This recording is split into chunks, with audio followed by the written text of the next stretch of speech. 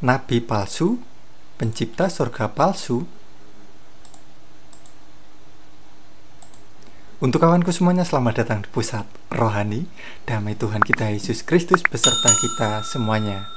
Jika ya hendaklah kamu katakan ya, jika tidak hendaklah kamu katakan tidak. Apa yang lebih daripada itu berasal dari si jahat. Nah, nabi palsu menciptakan surga palsu menurut imajinasinya.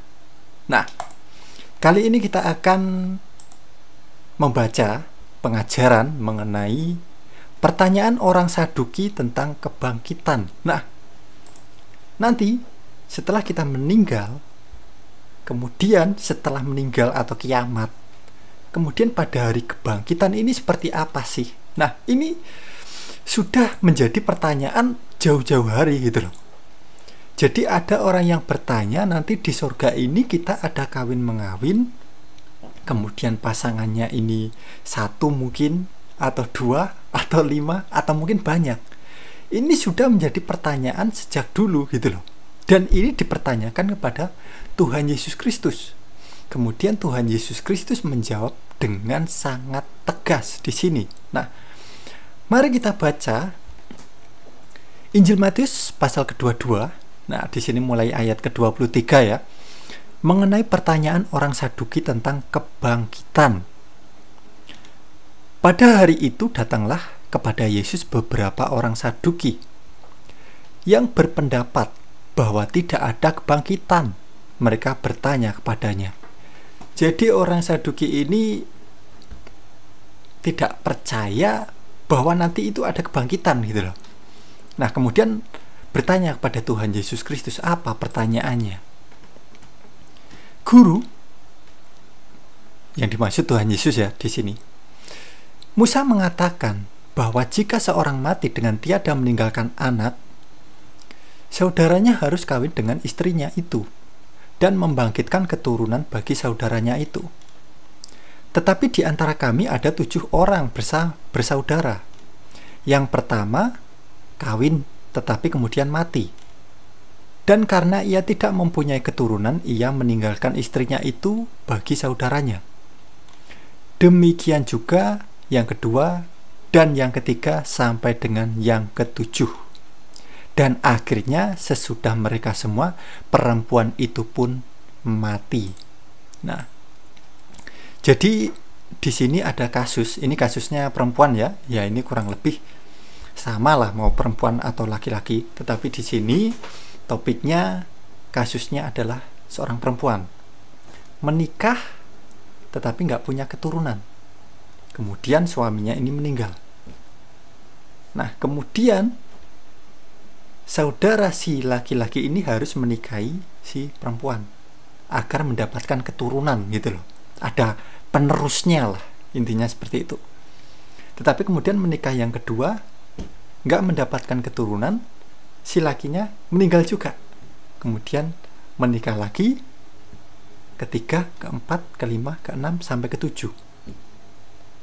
Kemudian sampai ke-7 nggak mendapatkan, akhirnya sampai si perempuan itu juga meninggal dunia. Nah, kemudian pertanyaannya di sini pertanyaannya ayat ke-28. Siapakah di antara ke-7 orang itu yang menjadi suami perempuan itu pada hari kebangkitan? Sebab mereka semua telah beristrikan dia.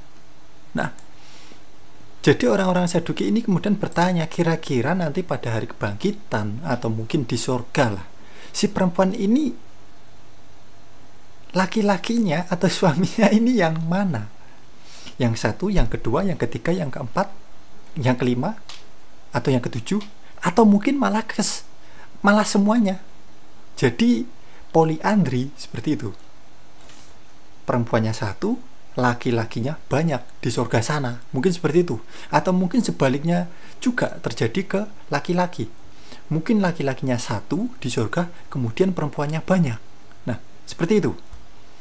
Kemudian apa kata Tuhan Yesus Kristus? Nah, ini jawaban dari Tuhan Yesus Kristus sendiri. Di ayat yang ke-29. Yesus menjawab mereka, "Kamu sesat." Nah, ini kata Tuhan Yesus Kristus. Kata Tuhan Yesus Kristus apa? Kamu sesat. Kamu sesat. Tuh. Nah, sebab kamu tidak mengerti kitab suci maupun kuasa Bapa. Karena pada waktu kebangkitan orang tidak kawin dan tidak dikawinkan, melainkan hidup seperti malaikat di sorga. Tetapi tentang kebangkitan orang-orang mati, tidakkah kamu baca apa yang difirmankan Bapa ketika ia bersabda, "Akulah sesembahan Abraham, akulah sesembahan Ishak, dan akulah sesembahan Yakub." Ia bukanlah sesembahan orang mati, melainkan sesembahan orang hidup. Orang banyak yang mendengar itu takjub akan pengajarannya. Nah, jadi kemudian orang-orang banyak itu yang mendengarkan takjub oleh pengajaran Tuhan Yesus Kristus. Wah, ternyata di surga ini tidak ada kawin-mengawin. Tetapi kehidupan di surga seperti malaikat. Seperti malaikat, bukan menjadi malaikat loh ya. Jadi kita hidup kudus, hidup suci, bergembira, tidak ada hawa nafsu, semuanya itu dimatikan. Kematian, rasa sakit dan lain sebagainya dimatikan. Hidup seperti malaikat di surga. Tidak ada kawin mengawin. Bahkan dikatakan oleh Tuhan Yesus Kristus itu sesat gitu loh. Terlebih lagi jika ada orang yang mengajarkan tentang di surga nanti ada kawin mengawin. Mungkin pasangannya ada 1 atau 2 atau 5, atau mungkin banyak sekali pasangannya.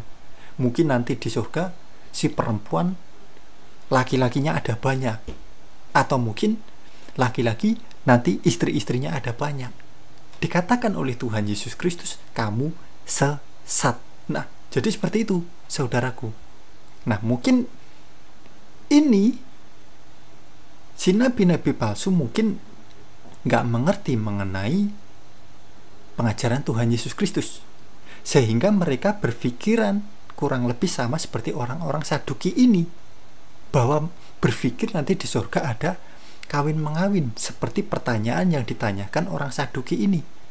Kira-kira nanti di surga ini pasangan kita ada berapa? 1, 2, 5, 7, atau mungkin banyak sekali kan gitu.